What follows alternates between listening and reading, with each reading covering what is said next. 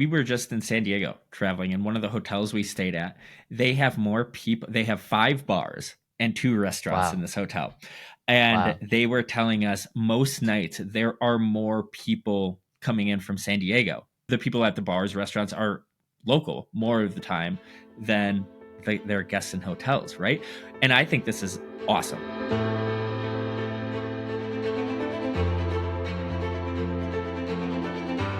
Welcome to Behind the Stays, a podcast that shares the stories behind your favorite boutique hotels, short-term rentals, and hospitality brands, and the hosts, operators, and entrepreneurs who've brought them to life. Every Tuesday and Friday, you'll meet the military veterans, the retired flight attendants, the tech entrepreneurs, the school teachers, the single moms, the hoteliers, and real estate investors who are all, in their own unique ways, shaping the future of travel and hospitality. Discover how these visionaries from all over the world have built stunning landscape hotels in the mountains, designed bohemian bungalows on the beach, erected eclectic, off-grid, nature-immersed escapes, and so much more.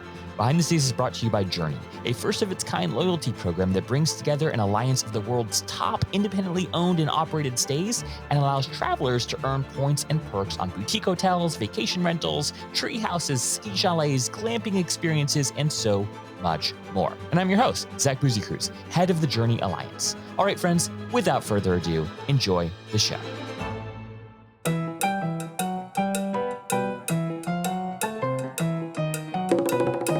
Steve Carran never set out to become one of the most recognized voices in hospitality media. But what started as a scrappy experiment to engage hoteliers during his time in sales has now blossomed into the Modern Hotelier, one of the industry's most beloved podcasts and a new video media brand that's putting a fresh lens on hospitality storytelling. In this episode, you'll hear the fascinating backstory behind how Steve and his co-host David launched the podcast, how they bought it back from the startup where they had originally founded the show, and how it has completely reshaped Steve's career. We also dive into the biggest trends he's seeing across the hotel industry, from how AI and design are converging to address labor shortages, to the rise of bleisure lobbies, to why apartment-style hotels like Mint House are quietly winning the loyalty of the next generation of travelers.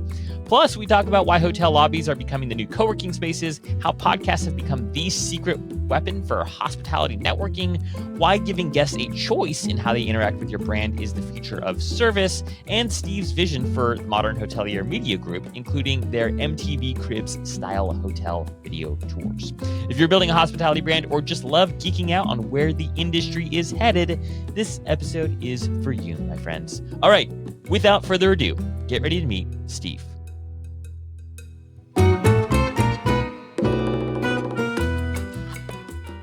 Alrighty, Steve, we are live. Welcome to Behind the Stays, good sir. How are you doing this fine afternoon?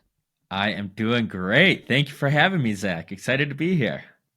Well, it is an absolute privilege to have you because it's not every day I get to interview another podcaster. And you're That's so much right. more than a podcaster. I hate when people are like, oh yeah, Zach's like a podcaster. It's like there's more to it than just the podcast. But it's not every day I get to talk to somebody who also spends at least a big chunk of their day, if not the majority of their day, Yeah. talking to other people, understanding sort of the pulse on hospitality.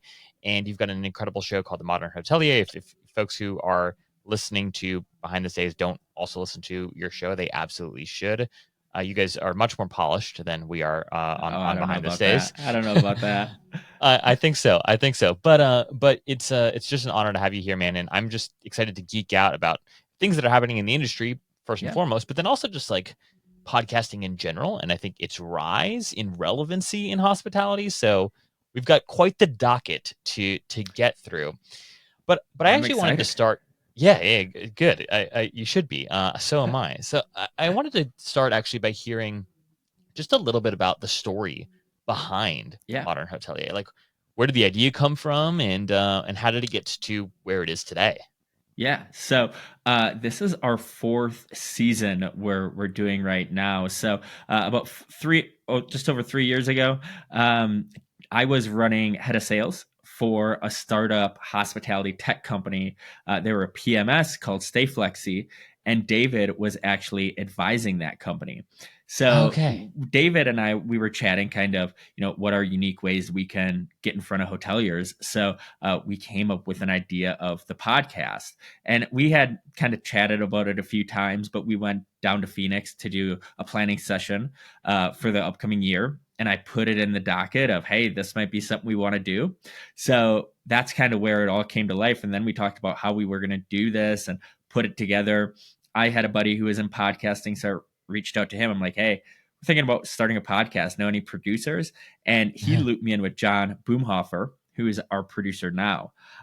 Once we brought John in, he was the one that really kind of took things off the ground. He's a pro at podcasting, so he kind of made us let us know what we're getting into.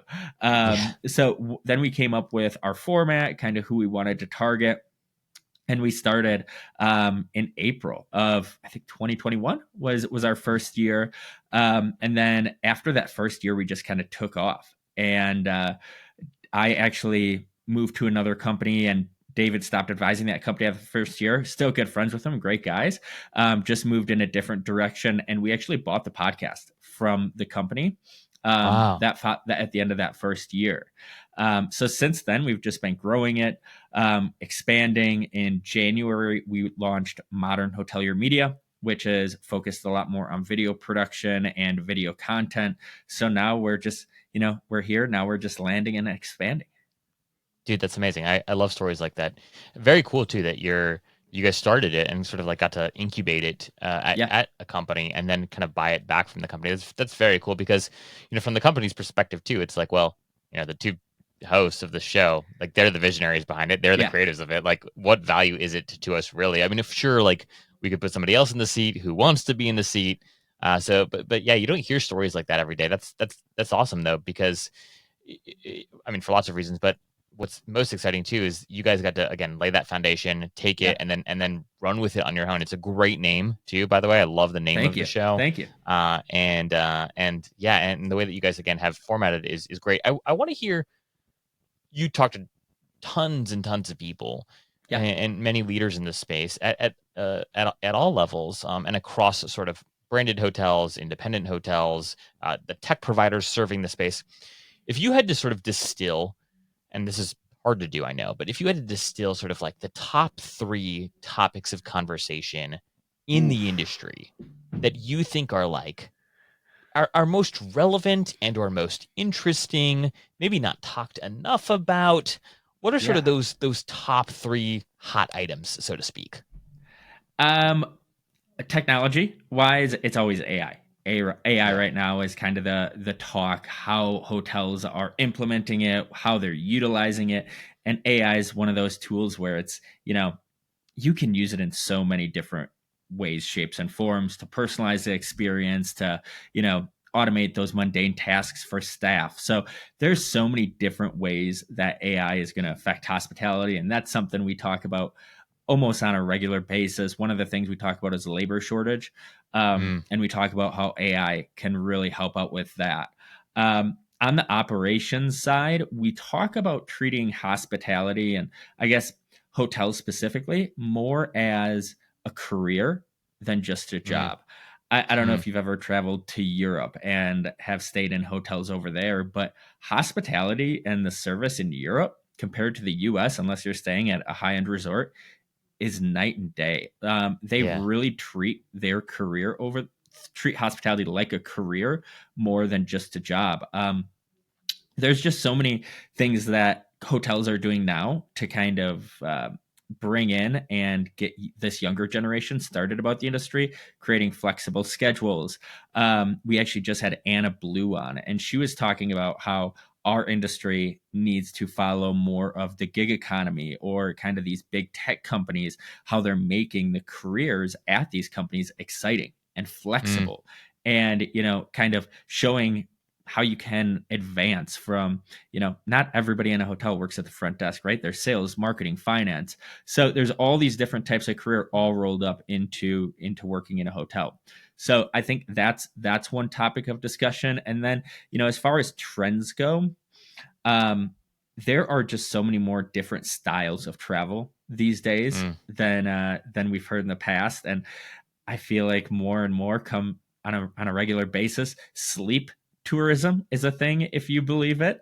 What? People want to travel to go to a hotel and get a And good sleep. night's sleep. So Mm. hotels are incorporating better mattresses, things that will help incorporate a better night's sleep. So there's all these different types of travel that are coming up. Sports tourism is another one. Music tourism we saw with Taylor Swift, people going to concerts. But the one that we're starting to hear a lot more about, we talked about it a little bit last year, but more and more people are doing it now this year. Partially due to the economy and stretching their dollar a little further, is bleisure travel. Mm. So you go to work from a place and then you extend your trip and have a family vacation or something after that. And this has been really interesting to see how hotels are adapting to this, on the design aspect specifically, and with the lobby space. So lobbies, if you think about the old lobby, it's where you walk in, check in, but you don't spend really any time there. um, Yeah. the new hotels that are kind of incorporating these different types of where lobbies are meant where you can hang out, where you can grab a cup of coffee, where you can grab a cocktail, where you want to spend time because you just feel the energy. And it's a common place, a comfortable place where either you can work or just hang out. So those are kind of the three things that we're saying. That was a long-winded answer, but the operation side of focusing more on hospitality as a career, AI, and then kind of the design aspect with a lobby incorporating bleisure travel and different types of guests. I love that last one in particular because Yeah. a great quick anecdote. I just was in New York last week and I got back, or when I was in New York, I stayed at this incredible hotel called Maid Hotel, and it's this beautiful like little independent hotel. And you walk in and the lobby, and it's a small hotel. But you walk in, I think it's like maybe 45 keys or so. But you Nice. walk in the lobby, right, and it's just absolutely stunning, like very very curated, all these like nooks and crannies. You're greeted with a smell of coffee because there's the coffee shop. Like Love it's really that. more like a coffee stand, but like, Yeah. right there that you can like sit in the window. Like they've built in like seating into the window to create these like little like reading It's nooks of people awesome. on their laptops. And then if you like look straight, there's like it edges out to the left, but then you can see this beautiful staircase that's actually outside, and that actually goes up to like I think a rooftop bar if you keep going up. But I mean, and just beautiful, like beautiful greenery out there. And then you can also see like the bar. Anyways, it's just like it's such a small, quite frankly, very funky space, but you can Yeah. tell the attention to detail of how to optimize every inch for bleisure, right? For to Yeah. have a conference call and or to to have a cocktail with a friend was remarkably intentional, and it to your point just gives off this entirely different feel. So much so that like people who aren't even staying in the hotel are coming there to work, Yes. right? And Yes. and I think that actually is a problem that some people are like trying to navigate. Is like, well, if Bobby, who is a neighbor in the street, is coming to take his Zoom calls every day from the lobby Right. bar. Is that a good thing or not? I don't know. Yeah. And so it's interesting too to kind of see how I think the approach some people are taking is like the kind of like Soho House club like approach. Like, okay, how do Yeah. we do we sort of augment the brand to build a club like experience around it? I've always said that hotels should find a way to get into co-working officially because it's For sure. basically like what Adam Newman and WeWork was trying to do, but it's already done. Like Right. it's so much more elevated in most cases.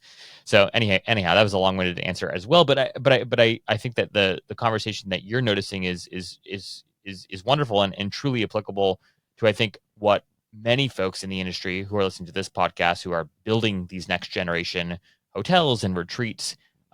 It's what's heavy on their mind as well. For sure. For sure. And like we were just in San Diego traveling, and one of the hotels we stayed at, they have more people. They have 5 bars and 2 restaurants in Wow, this hotel.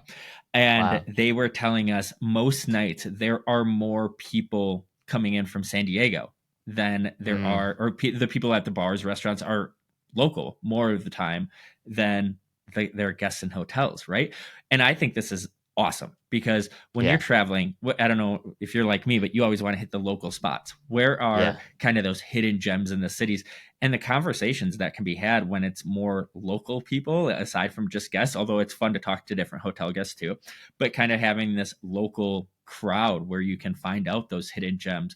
And hyper local experience is another thing right now that a lot of hotels are focusing on. So like that, they walk hand in hand with that when you have all those locals hanging out at your Yeah. hotel. So it's Yeah. it's really cool to see how hotels are reshaping their lobby and putting, I guess, like what you said, adding more intention to their design.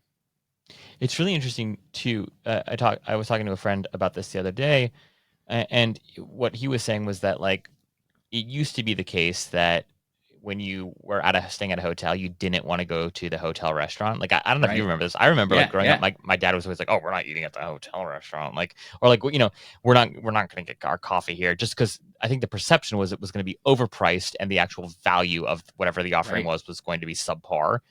And I actually think this has changed, and or at least a change is underway where oftentimes the spot right in the neighborhood actually is the hotel Yeah. bar, is the lobby bar, right, or is that restaurant. And I actually think the best validation of that in the example that you just gave is that the people that actually live in the community spend their time and their dollars there.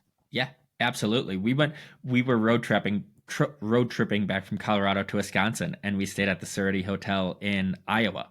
And Mm, I was talking. They have a restaurant there, and it was like a really nice restaurant. We sat down, and it had a really cool vibe to it.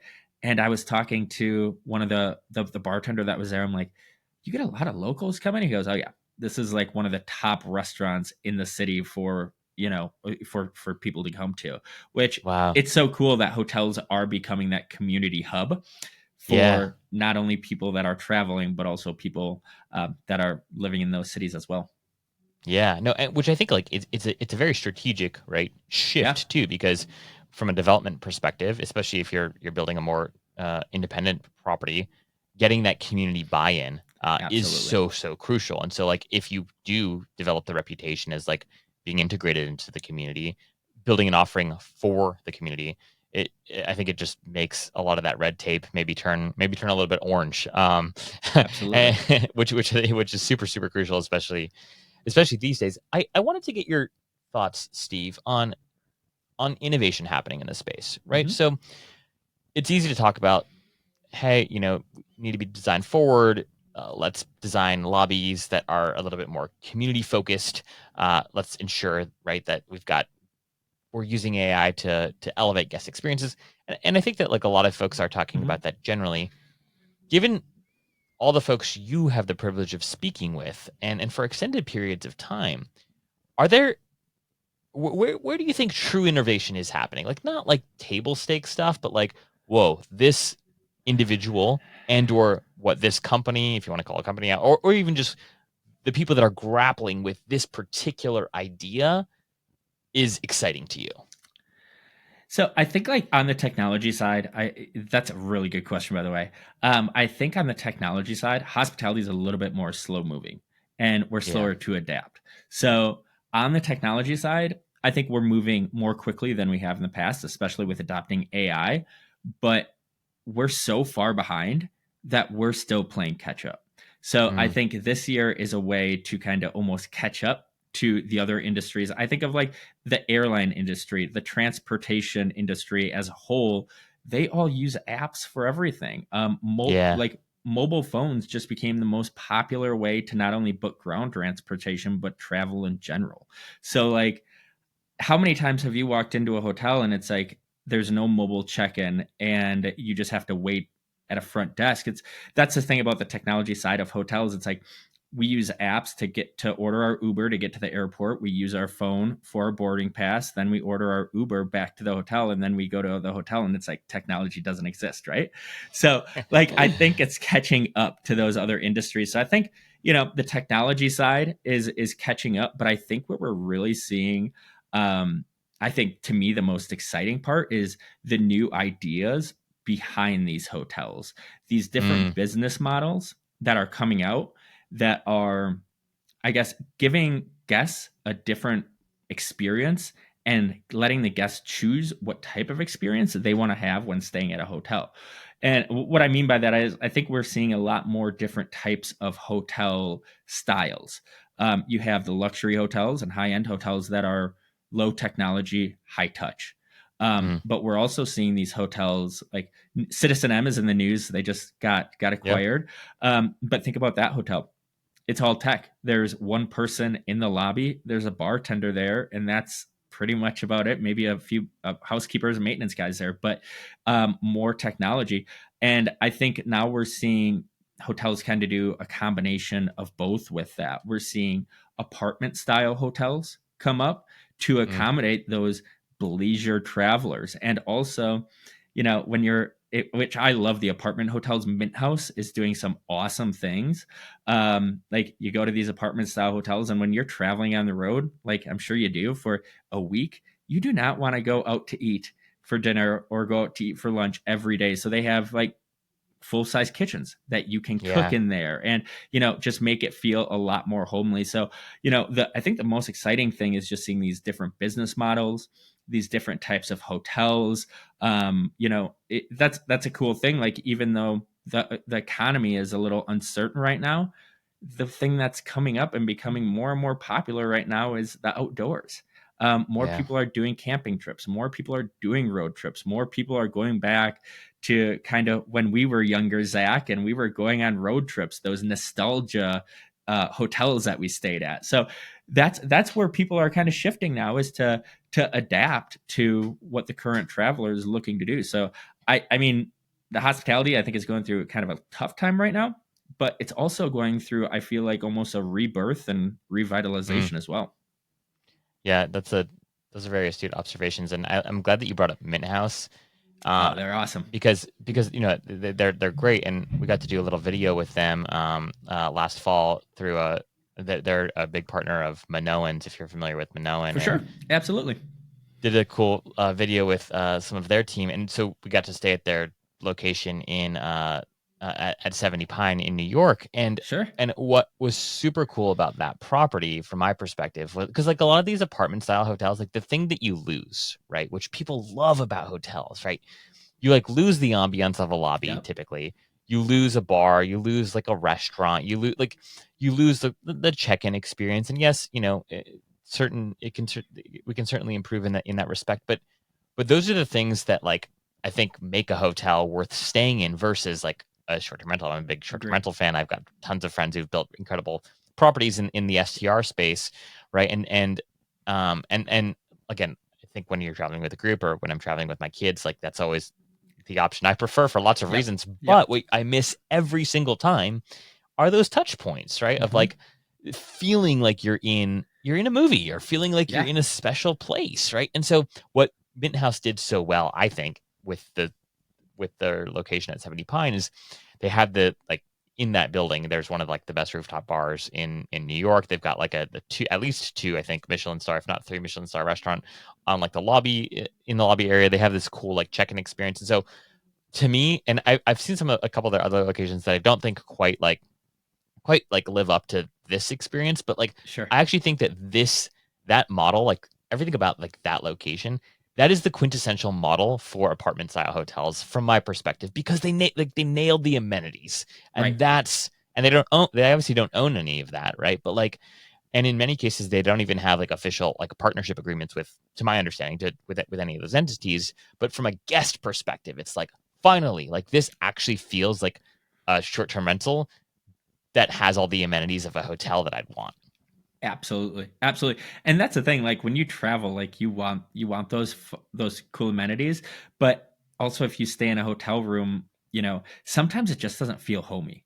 You ever walk into a Yeah. hotel room and you're Yeah. just like, this feels like a hotel room, and I can tell like somebody has stayed here the night before and somebody's going to stay here after me. Like, it doesn't feel homey, it feels stiff, it feels stuffy, right? And those apartment style hotels, like you said, with the one in New York, it's fantastic. You get the fantastic amenities. And then if you're traveling like with a group, or I know when I travel with my family, we prefer Airbnbs. It's more cost effective. We're all in the same space. You get to wake up, make breakfast together, instead of, oh, let's Yeah. go to one person's room or meet downstairs, something like that. So, the whole experience at these apartment style hotels, I think is really awesome. So I'm curious to see kind of the next generation of these. I think Mint House is doing an awesome job leading the charge with the apartment style hotels. So I'm excited to kind of see what's next for that segment.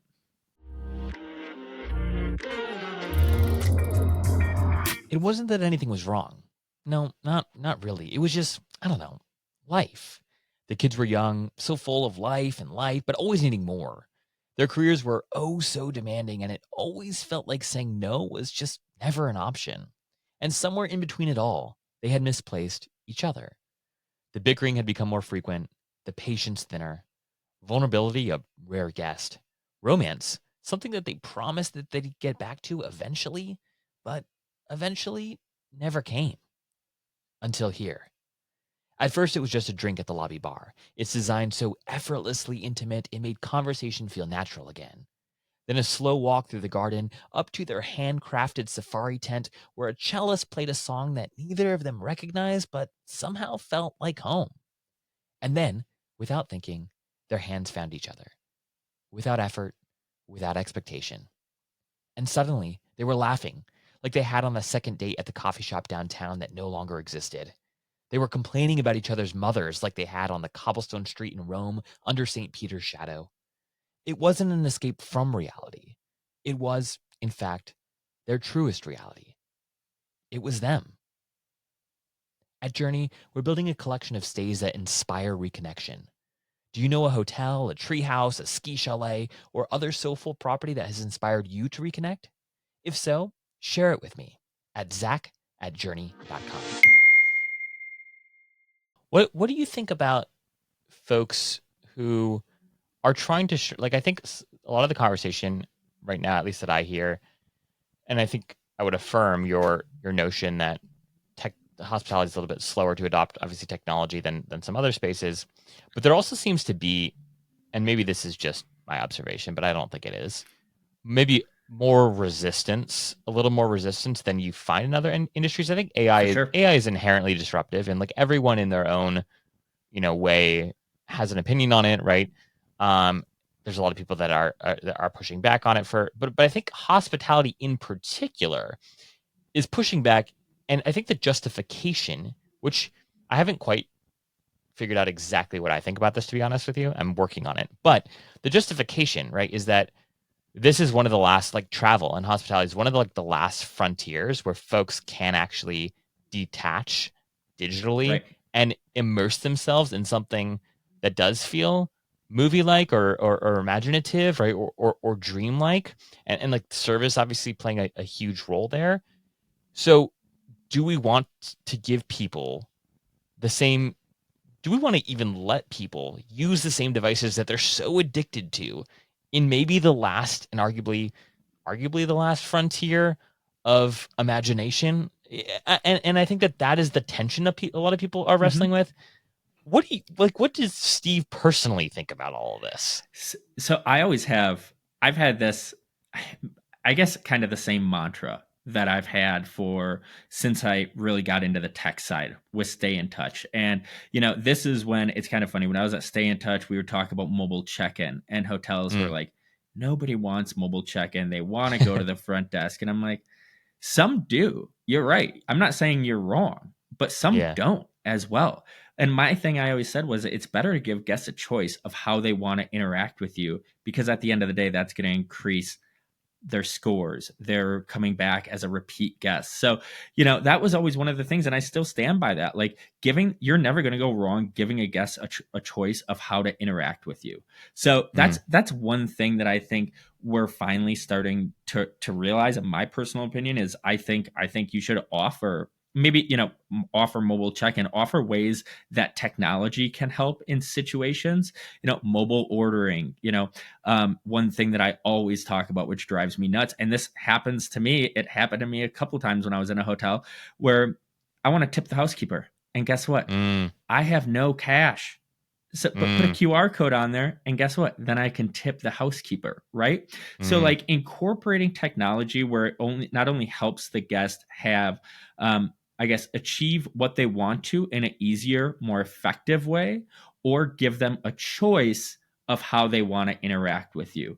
Valets, for example, some people have a texting app where you can text a valet to have your car ready, right? Other people don't, where you have to go down to the valet, tell them you want your car, and then wait there. So it's giving guests that choice. And when I was at a hotel in San Diego, they had a texting app, and you know what? I went down to talk to the valet because I was chatting with him earlier, and he was a cool guy. And I'm like, hey, car's ready. And we ended up talking for like 10 minutes before he went to go get my car. So like, that's the thing. I'm not going to do that at every hotel, right? But give me that choice of how I want to engage with your hotel or with your hotel services. So that's kind of my take on it.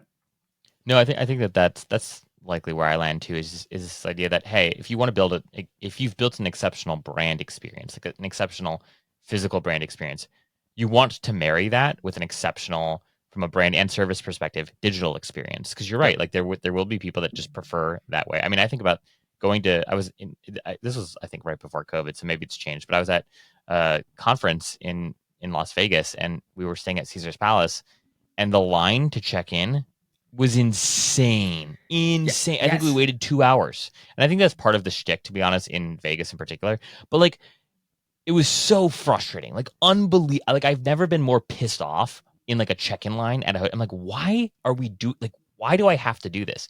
And people talk about Vegas too. Vegas, it's always hotels, in Vegas. Yeah. Vegas hotels, you can get away with it. You'll always stand in line, and it drives me nuts because when you're in Vegas, the last thing you want to be doing is standing in line waiting to check in your friends, because you're most likely there to have a good time that you're really looking forward to with friends that you haven't seen in a while.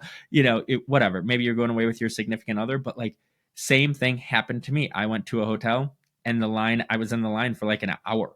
And I'm like, why don't you guys have mobile check-in? Like, this is crazy. But Vegas hotels, they're known for that. But I'm with you. Some consultant must have come in and done some like study that's like, no, actually, like, this is like exactly what you want. You want to make people sweat in line. You want people to smell the cigarettes, wafting through the hotels, because like, they're not going to experience this anywhere else in the world, thank God. But here, we want them to smell the smoke. We want them to stand in line with all of their bags. We want them to be a little pissy at check-in. Like, that's okay. Like, that's the vibe. Dude, like, the thing is, like, you're serving drinks 15 yards away in the casino, right? Like, just have one of those, just put an extra server on and have it maybe serve drinks during the check-in line if you're going to make me wait for 45 minutes. Like, that would at least increase the guest experience on the check-in front right there.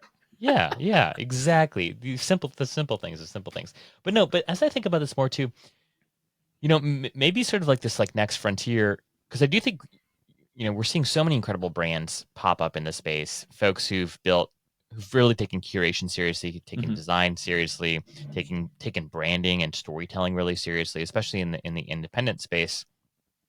And so maybe like the next frontier for differentiation is actually in on the technology side of things. Like, how do these incredible brands that have built these truly memorable physical experiences, how do they mirror that technically, so that, again, it doesn't detract from the physical experience but augments it?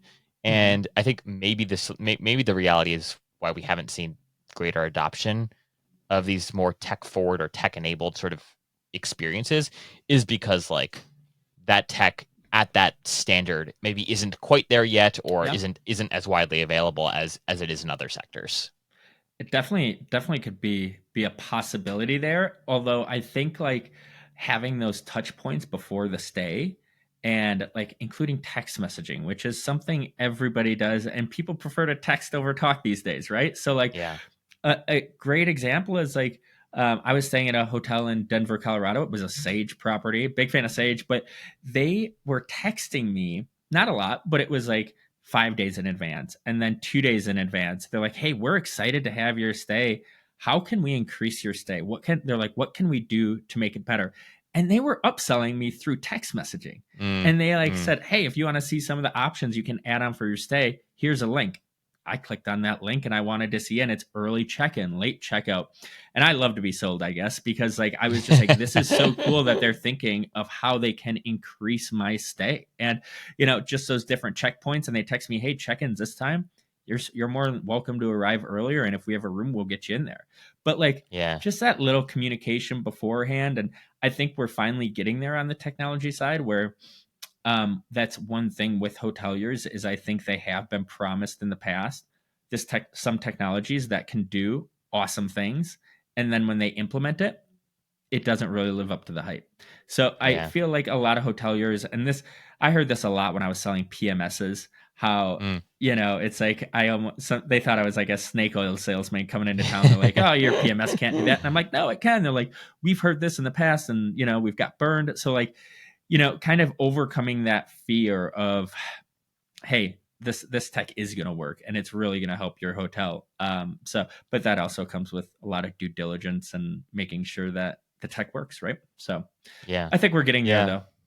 though. No, I think we are too, and I'm excited about some of the things that we're working on, and several others in the space are working on some really really exciting things. But I think Yeah, you nailed it, right? Is like it for so many years, people have been over promised something. The product has under delivered, and I think the big facet or the big reason for that is just because it is a really hard, like, running a hotel is hard. Like very hard. the amount of variables, like this is not selling like B2B software to SMBs. Like you're dealing with a digital experience, right? So all the things that have to go on to have a guest book, right? Have a guest discover the property to begin with, but then also like a physical in real time experience where, in room 37, the toilet breaks and like, Right. there are so many things that can happen and do happen that finding a technical partner that actually sort of like can mirror your reality, I think is maybe one of like the hardest problem sets to solve from a For sure. technical For sure. perspective. Hotels are almost like people, right? Everyone is different. There's no, Yeah, even yeah. if you look at a Marriott, I'm going to say that like no two Marriotts are identical, right? No, yeah, Um, yeah. so having a technology, a standard system that is supposed to fit across all independent hotels or all branded hotels is really hard to do because they're so Yeah. different. All of them have different challenges. So trying to find that one system that really fits your hotel, it takes a lot of due diligence. And like, not all hoteliers come from a tech background. So Yeah, yeah, that's really difficult when you're trying to understand tech and what's best for your hotel without a really solid tech background. When, you got into hotels to make people's day, right? That's why you got into hospitality. You didn't get into hospitality to deal with tech companies.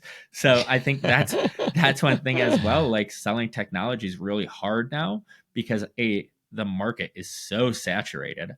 Yep. There's 20 different companies for every type of system out there. So that's really hard finding that right one for your hotel, and then doing the due diligence and making that time available to find that tech, because we're still dealing with staffing shortages, and who has time to sit and watch 20 different demos that are all an hour long, right? So Yep.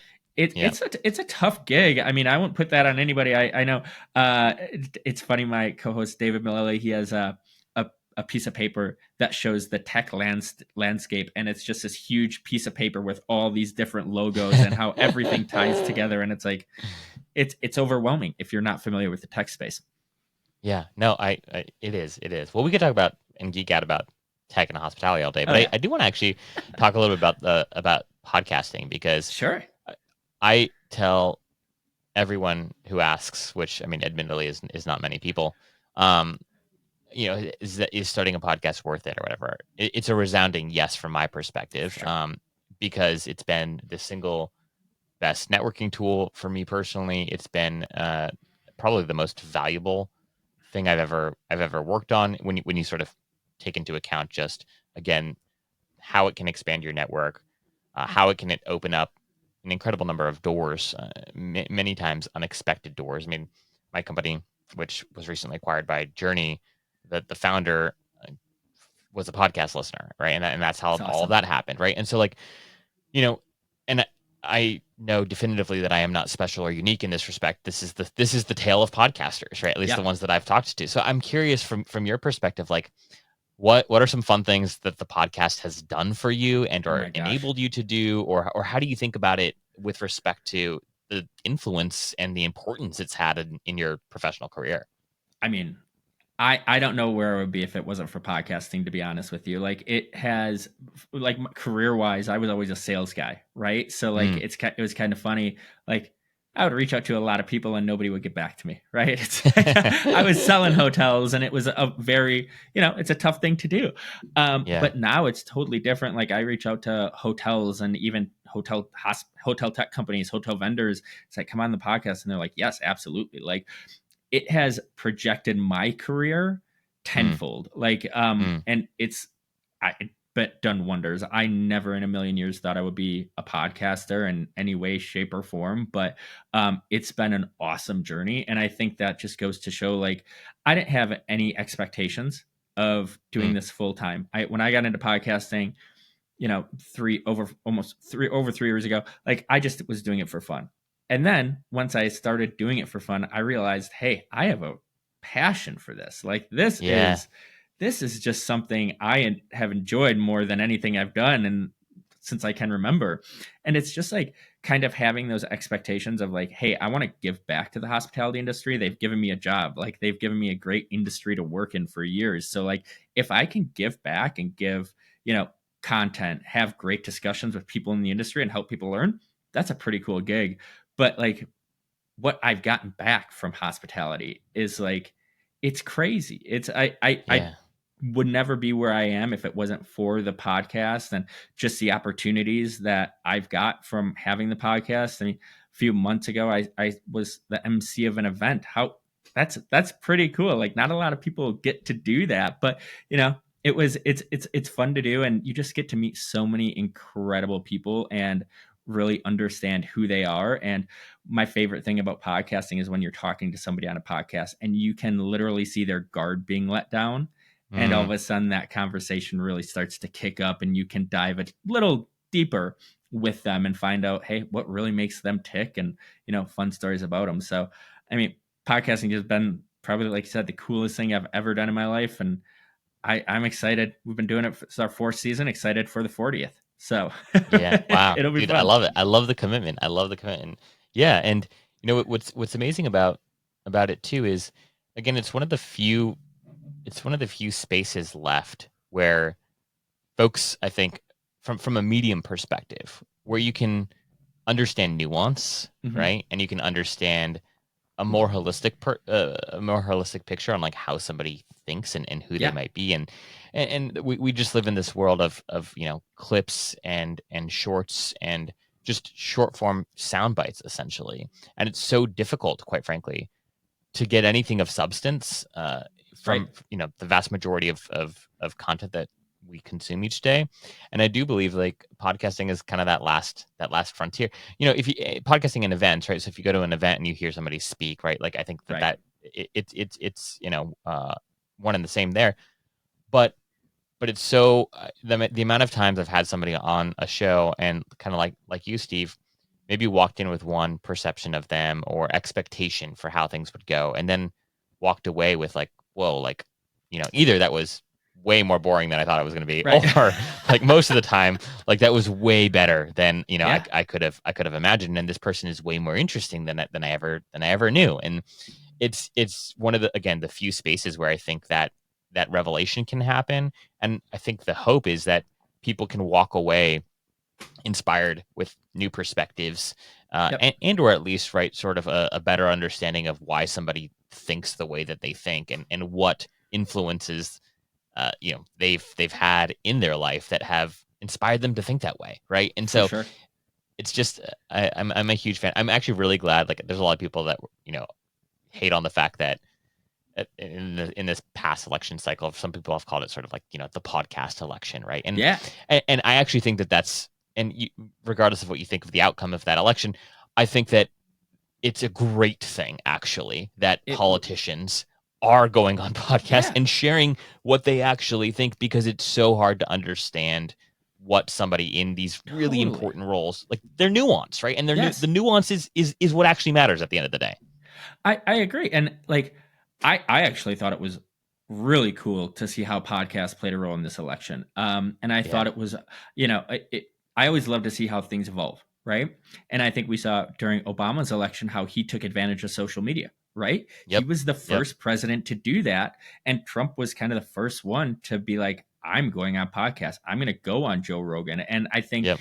people saw there's so much out there, right? So much information on media, and there's, deciphering what's true and what's not is getting harder and harder on a daily basis.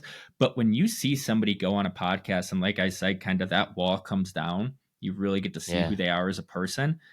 Whether you're going to feel one of two ways, right? You're going to be like, oh, I relate to that. That's my guy. Or it's going to be like, no, that I don't, that's not my perception. I don't agree with that. But one way or another is, you're going to understand that person a little bit better, and you're going to see Yeah. who they are, or more as people. And podcasts are just so personable. Like, if you Mm. think about it, people are listening to your podcast, my podcast, during their free time, maybe when they're mowing the lawn, when they're traveling, when they're going on a road trip with their family. Maybe they're tuned into a podcast, but we're in their ears. And I'm sure you've had it happen to you, where people come up to you and they're like, I feel like I know you. Like, I've never met Yeah. you, but like, here's what I know about you. I know you love Wisconsin. I know you've done XYZ. Like, I just feel like I know you as a person already. And I think that is one of my favorite things about podcasting, is how it kind of breaks down those barriers of who people are, and you get to know them just from being on a podcast. Yeah, you know what the worst thing about podcasting is that you say things and then you forget that you say them, and then somebody at the conference, remember when you said, and I was like, did I say that? I say way too many things like Yeah. in a week. I don't remember this. Or Yeah. when people quote you on something, even when it's a good thing, right? It's not only when it's a bad thing, but even when it's a good thing, they're like, I remember when you were talking to so and so and you said this. Like, tell me more. I'm like, I legitimately don't even remember saying any of that. Yeah. Yeah.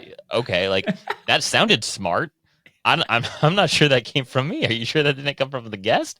So it's funny. You do have there's part of you that's like has to remember at the end of the day that, oh, like if you are bold enough to speak on a podcast that can be literally consumed by anybody at any time and share your candid thoughts, just remember that there is a chance that someone's listening to that and will remember. Absolutely. Or if they don't agree with you. And Oh man, yeah. YouTube is a Mm, wild world. I have like, mm. man, I find it funny. Like, I don't really take any of that seriously, but like, I know we posted a video, and like, people were ripping me to shreds in the comments, and it was like 5 comments just about me. One guy commented, he's like, his whole comment was, yeah, I don't like that one guy. He's too teethy and smiles too much. And I'm like, well, yeah, I'll work on that. I'm sorry about that. But I'm I sorry for think being that a is happy person. Yeah. right, right. But it was, it is funny. Like, there are good and bad aspects of everything that you say is kind of on YouTube, and, people go and say it. But for the most part, I try to keep it light. It's all Yeah. fun. It is. No, and honestly, like somebody much smarter than me said this. It might have been, I don't even remember who said it, but I think I might have heard this first on the My First Million podcast, which I'm not sure if you're familiar, but Sam Yeah. Oh, Parr and Sean Purdy. absolutely. Yeah. Okay. So this was like earlier on in the show, and maybe it was Scott Galloway that they had on. Oh, Anyways, he's great. somebody, I like and Scott he's Galloway. great, yeah. And somebody was basically like, people initially come to a podcast for the guests, right, that you have Hmm. on the show, but they stay for the host. Meaning, like, you know, your goal as a podcast host is to develop a reputation so that you're going to have a new guest every week if that's the style of your podcast, and you need listeners to want to build trust with you or want to relate to you at the end of the day. Right. Again, they'll likely 9 times out of 10 they'll likely come because they saw, oh, Steve was on the show, oh, I really like Steve, like let me listen to Behind the Stays because I like Steve. And then, again, the goal, the hope of the host is to be able to capture that listener, inspire Absolutely. them enough to stick with them for the next episode, and then, For hopefully sure. the one after that. So For I sure. thought that framing was really interesting. And it is, right? Like, our goal as podcasters is to make the guest look as good as possible, right? Like, we want to get the most out of the guest. We want Yeah. their personality to really come through. So like, it can be difficult with some people, but it's like, once you kind of find that, and you, like I said, kind of once you see that wall come down, it's so rewarding to see kind of that Yeah. person open up, and you know kind of share their stories a little bit more freely. Yeah, dude, I totally agree. Well, before we sign off here, I want to understand everything that's going on over the next couple of years, at least what's planned for the Modern Yeah, Hotelier Media Company. And you guys have ventured into video. I've seen some of your stuff. It's awesome. You're doing these like very polished, really cool videos with folks in the industry. But give us kind of a sneak peek, if you will, into things you're cooking up and things that you're thinking on, and maybe for the sake of our listeners, it'd be helpful to understand why you're going to do the things or why you want to do the sure. things that you're going to do, because I think that the things that you guys are focused on are the very things, or at least should be the very things, that folks listening to this chat want to consume more of. Right. Right. So yeah, we still will always do the podcast. Still going to be releasing episodes on a regular basis. In January, we launched a Modern Hotelier Media, which it's actually funny that idea was developed the exact same time as the podcast. It Mm, just more was a timing idea. In that room when we were talking about the podcast, I had this idea, and I was talking to David, and I'm like, have you guys ever seen MTV Cribs? And they're like, well, yeah, of mm, course. And I'm like, somebody should do that for hotels. Like the normal person doesn't get to see the penthouse of Caesar's Palace or something like that. Like a behind the look at the history of hotels, kind of the cool amenities that they have, and then the things that you can do there or around the area. So the idea of that, we call them hotel experience episodes. We came up with that 3 years ago. In January, we officially launched the media side. And the reason we did was more content is focused towards video these days. yeah, Everybody is going to those short form videos. And on the flip side of that, hotels aren't utilizing a lot of videos. And, if you go to a hotel's website, when you're looking at their rooms and amenities, sometimes you'll see the exact same picture for the standard king room and then the king suite, and it's just to the yep, bed. And it's like, well, the king suite has 200 more square feet, but what does that even mean, right? When yeah, you have a video and you can incorporate that onto your website, you can sell your hotel how you're used to selling the hotel, which is describing the things, but you just the hotel website can then sell itself. So it was kind of twofold on why we started the media side. It was to develop that video content, high quality video content for hotels, and then just expand, because that's where we really see kind of the podcast and the video area going for that. So we started that. Kind of what we've been doing is we filmed a few of these hotel experience episodes, one in San Antonio, two in San Diego that will be coming mm, out in the next couple months. And then we're also doing a lot more video production for events as well. So events, I guess in general, we're doing full production work for the Direct Booking Summit, which is going to be in the middle of May 13th and 14th in Dallas. So we have a whole team, I think, of 5 production folks going down there to wow, handle that. So focusing more on production. And then while we're in Dallas, we're going to be filming a couple of those hotel experience episodes as well. So that's kind of how we're doing things. We have trade shows that we're the official media partner or podcast almost every month for the rest of the year. And then kind of while we're in those towns, we're going to be filming content for hotels. So it's a ton of fun. I mean, it allows David, John, myself, kind of the 3 guys who are owners of Modern Hotelier Media. We get along really well. So it's fun where we used to never see each other. It was all virtual like this, but now we get to see each other about once a month and film content. So it's a good time. But yeah, a lot more video content coming out and a lot more in-person content coming out. yeah, dude, I love it. It's there's something so fun about being able to capture stories in person too, Yes. right? Like again, the virtual stuff is great, but it is game changing when you get to sit across from somebody and actually capture their story, and they're 3D and not 2D, and Right. Right. there's just so much benefit from that, and I think from an audience perspective too, it's really great that you guys are helping to shine a light on these stories.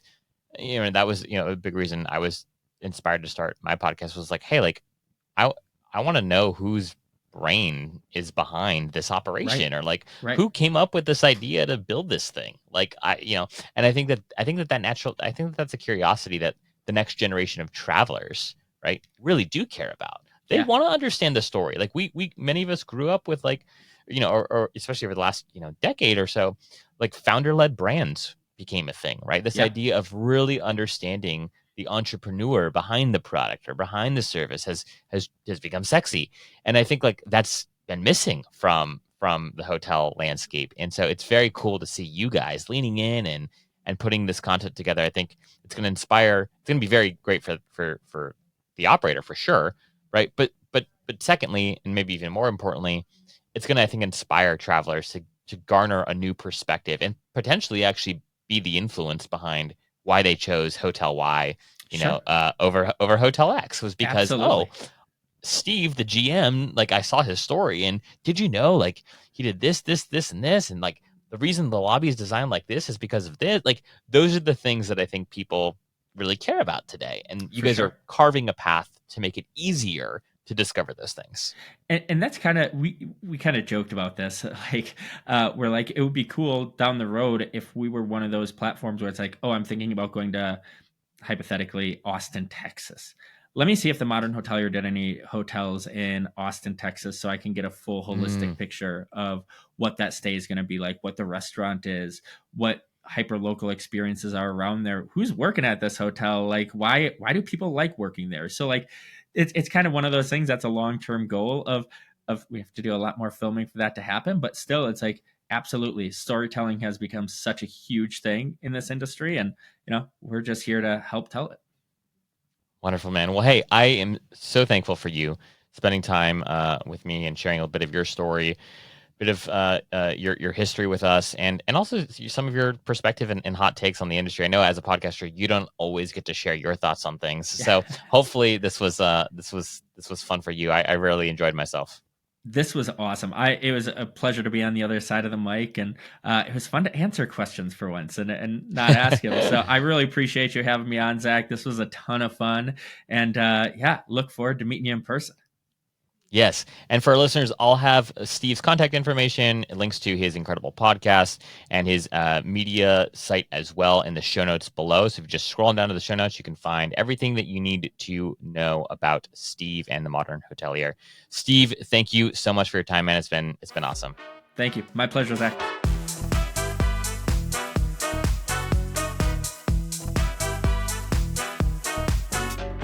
Hey friends, thanks for joining us for this episode of Behind the Stays. I'd love to know what you thought of the episode. Feel free to shoot me a DM on Instagram at Behind the Stays or send me an email at zach@joinjourney.com. If this is your first time tuning in, it's a pleasure to have you and we hope to have you back again soon. But if you've been a listener for a while, I'd greatly appreciate if you'd subscribe to the show if you aren't already, and then leave us a rating and review of the show wherever you're streaming this podcast. Oh, and if you know a hotelier or a hospitality entrepreneur that's building something new and novel, I invite you to introduce them to me so that my team and I can discuss bringing them on the show. Again, you can just shoot me an email at zach@joinjourney.com or a DM on Instagram. Behind the Scenes is brought to you by Journey, a next-generation loyalty program built for the modern traveler. We're looking to onboard new boutique hotels, unique stays, and the top vacation rental management companies onto our platform every day. If you're a hospitality entrepreneur who has a stay or a collection of stays with soul, we'd love for you to apply to join our alliance at joinjourney.com/alliance. Again, that's joinjourney.com/alliance. Thanks for being here, y'all. We will see you next time.